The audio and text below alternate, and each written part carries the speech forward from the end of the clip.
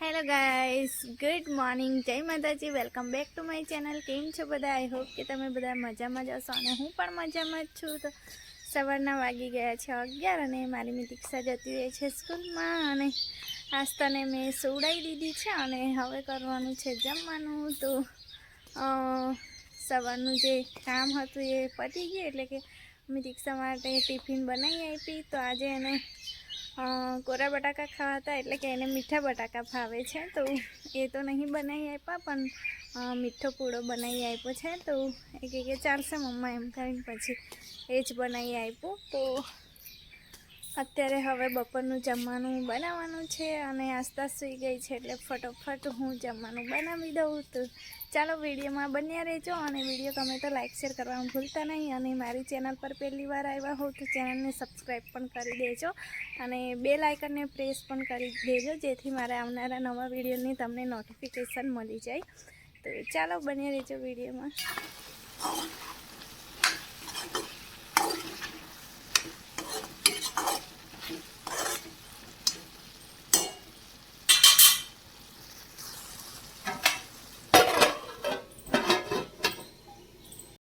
તો guys, finally મારું જમવાનું બની ગયું છે અને 11:15 થયા છે. તો હવે જો ત્યાં વાસણ છે, હવે વાસણ બાકી છે, એની પહેલાં હું જમી લઉં. અને આજે મેં બનાવ્યું છે દૂધીનું શાક અને જુવારના રોટલા. તો દૂધીનું શાક એટલું નહીં ભાવતું, પણ કંઈ નહીં, થોડું ખાવાનું છે એટલે થોડું મેં ખાઈ લઉં. અને પછી વાસણ તો હવે વિચારું છું ધોવું કે ના ધોવું, કેમ કે જો બહુ બધો તાપ આવી ગયો છે. ત્યાં તો થોડો આમ છાંયડો આવી જાય ને પછી હું વાસણ ધોઈશ. તો આસ્તા ના જાગે, તો બાકી તો મારી આસ્તા હવે કામ નથી કરવા દેતી, એને પણ પાણીમાં જ રમવાનું હોય છે એટલા માટે. અને બહાર તો મચ્છર પણ કરડી જાય છે. તો જોવું હવે, કદાચ મમ્મી લોકો આવે પછી એટલામાં તો છાંયડો પણ આવી જશે, એટલે તારે ધોઈ નાખીશ. તો ચાલો હવે થોડી વાર હું આરામ કરું ને પછી જમી લઉં.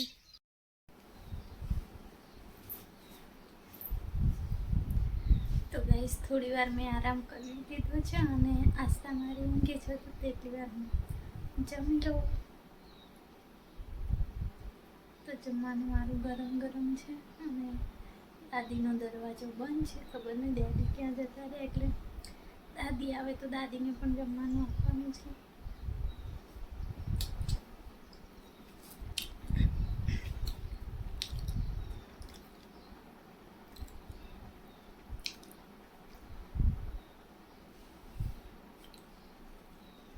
ચાલો મેં પહેલાં ખાઈ લઉં, પછી મળીએ આપણે. અને ધીમે રહીને બોલવું પડે, કેમ કે બાજુમાં મારી એક્સ્ટ્રા ઊંઘે છે.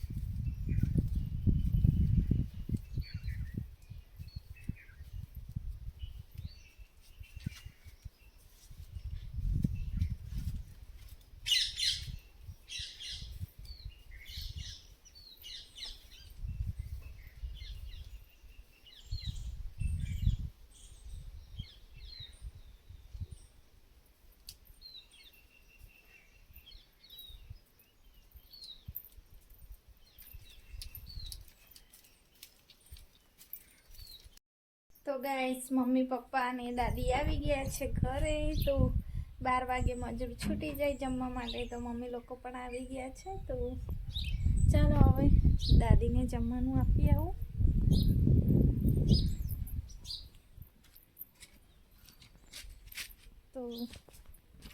દાદીનો દરવાજો તો હજુ બંધ જ છે, ખબર નહીં ક્યાં જતા રહ્યા.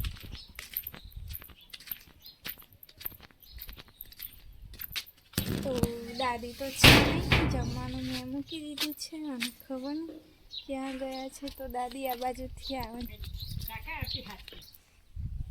તો આસ્તા મારી જાગી ગઈ છે અને એને જવું છે ગામમાં ફરવા. તો એના દાદા લઈને ફરે છે ગામમાં, એટલે એને ટેવ પડી ગઈ કે ગામમાં ફરવા જવાનું. એ બાજુ જવાનું. ક્યાં જવાનું? ક્યાં જવાનું? એ બાજુ ના જવાય, કેટલી ગરમી છે જો તો ખરી. નહીં, બાબા નથી. તમારા કાકા જોડે વધારે ટેવાઈ છે, તો કાકાને બાબા એવું કહે તો એમને બૂમ પાડે બાબા આવ્યું. તો બાબા એને ગામમાં લઈ જાય. હા ને, બાબા ગામમાં લઈ જાય ને ફરવા. શું ખાય છે? રોટલો ખાય છે. રોટલો ખાય છે. આસ્તાને પણ ગરમી નીકળી પડી છે બહુ. તો ચાલો ઘરમાં જતા રહીએ. માથું બધું છૂટી ગયું મારું તો.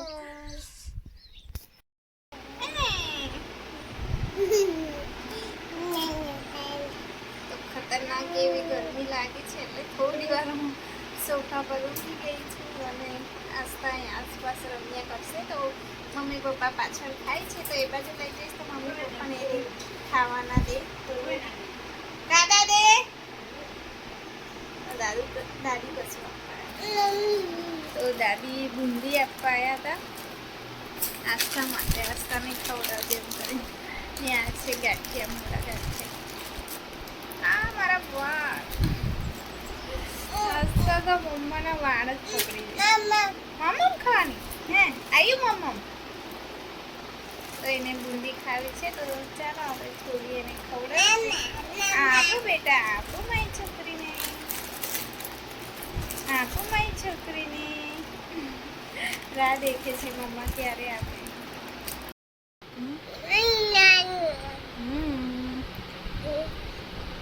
ઉપર આવું છે? મમ્મ લઈ લો. મમ્મ નહીં ખાવું આવે? ઉપર પડી જઈશ.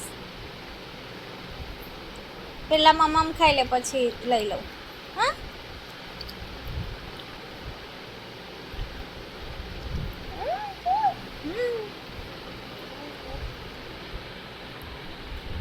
તો આસ્તા મારી બુંદી ખાય છે. ભાઈવું આસ્તાને? હે આસ્તા, ભાઈવું મારી છોકરીને?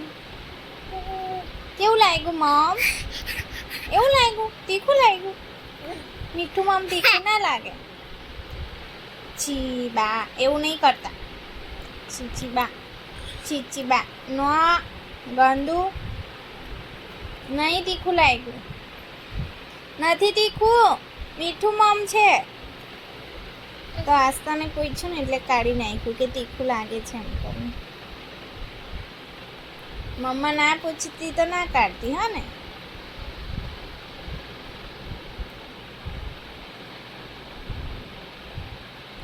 તો પંખાનો અવાજ આવશે, કેમ કે પંખો એકદમ ફાસ્ટ કર્યો છે અમે, કેમ કે ગરમી જેટલી લાગે છે, બહુ જ ગરમી લાગે છે આને.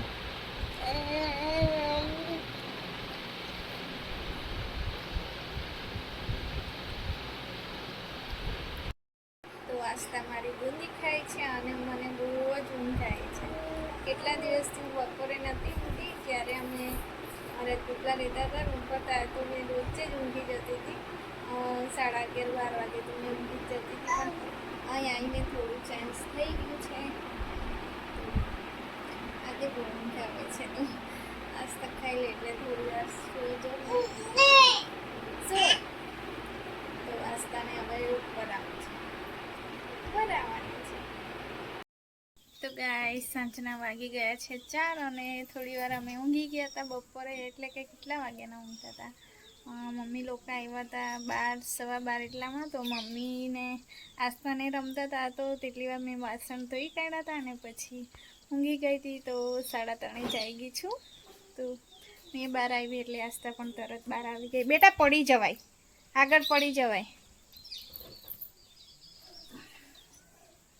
તો જો આસ્તાને હવે નીચે જવું છે, તો અહીં પગથિયામાં પડી જાય ને મને બહુ બીક લાગે છે અને એને દરવાજો ખુલ્લો હોય ને તો બહાર જ આવવાનું હોય.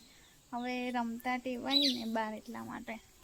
તો હવે જો શું ખાઈ કાગળિયું નહીં ખાવાનું. જો કાગળિયું પાસેથી કાગળિયું નહીં ચાંદલા છે મારા.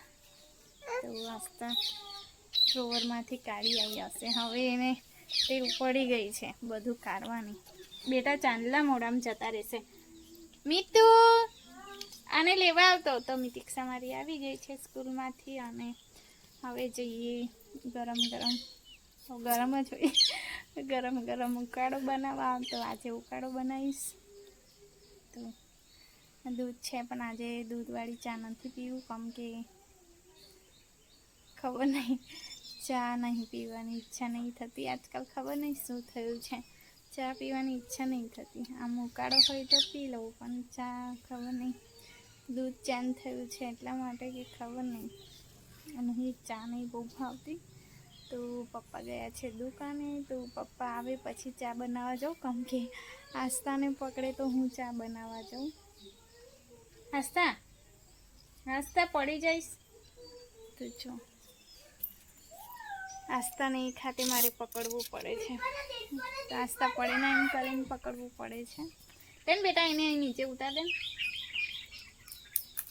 ચાલો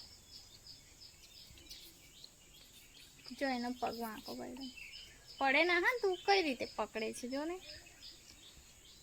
દાદા આવે છે તો પપ્પા આવે છે એટલે આસ્તાને મિતિક્ષા આગળ જાય છે. ચાલો હું તમને બતાવું.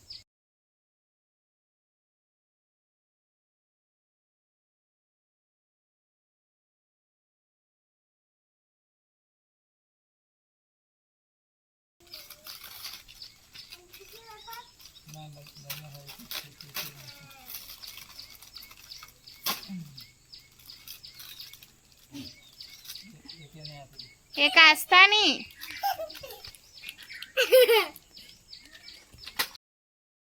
તો ગાઈસ ઉકાળો મારો બને છે અને આસ્તાની દીક્ષાને પપ્પા બહાર.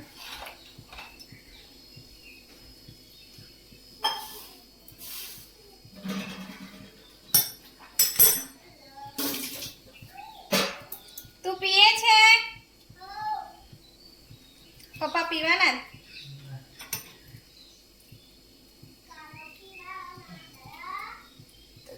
ઉકાળો મારો બની ગયો છે. હવે પી લઈએ તો બહાર લઈ જાઉં હું ઓટલા પર કેમ કે અહીંયા ગરમી લાગે છે એટલા માટે.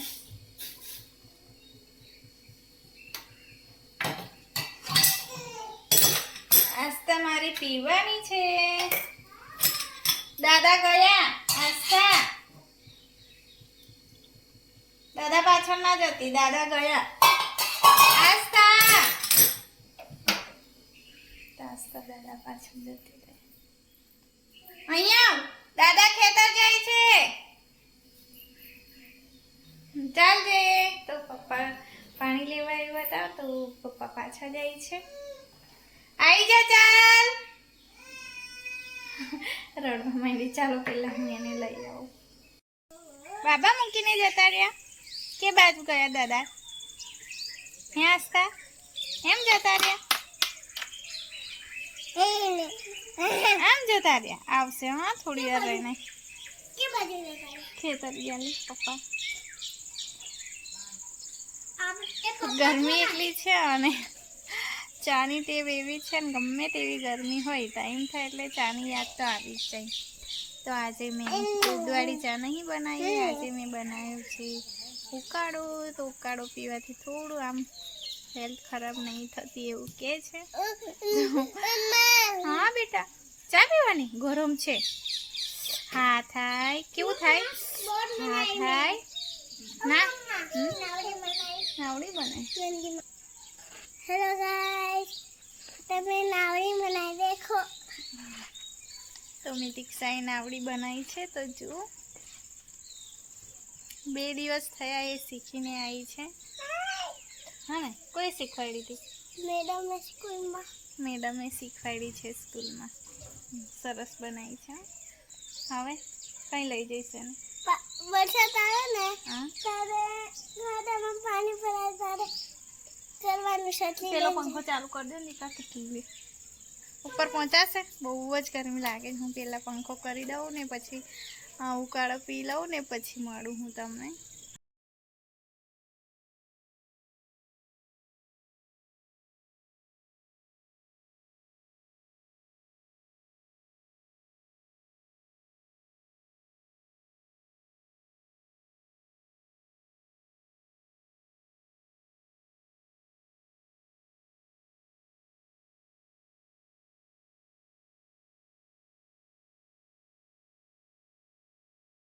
તો ગાઈસ રાતના વાગી ગયા છે 8:30 અને જમીને અમે બેઠા છે. તો ઝાડુ મારા આગળના રૂમમાં બેઠા છે કેમ કે આજે વરસાદ છે એટલે બહાર નથી ગયા. અને આની પહેલાં મેં કોઈ વિડીયો શૂટ નહીં કર્યો કેમ કે મેં જમવાનું બનાવતી હતી.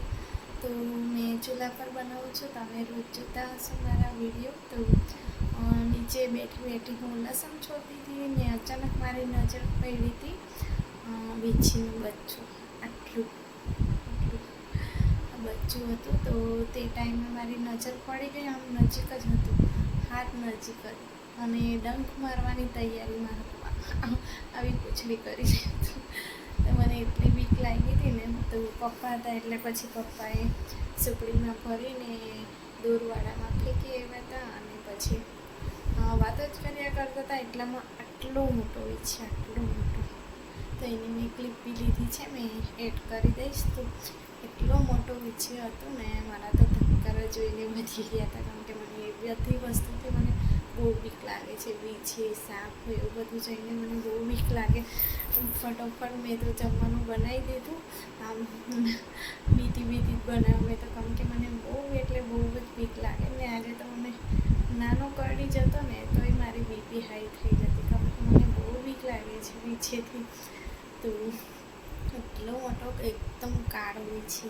તો મેં પહેલાં ડિસ્કવરી બહુ જોતી હતી. જ્યારે હું ફ્રી રહેતી હતી ને ત્યારે ડિસ્કવરી બહુ જોતી હતી. તે એમાં મેં જોયું છે કે કાળો વીછે કાઢે ને તો માણસ મરી જાય છે. તો મને એ પણ યાદ આવી ગયું કે મને એટલો મોટો વીછે કરડી પડી જાય તો મેં તો ટિકિટ મારી પડાઈ જાય.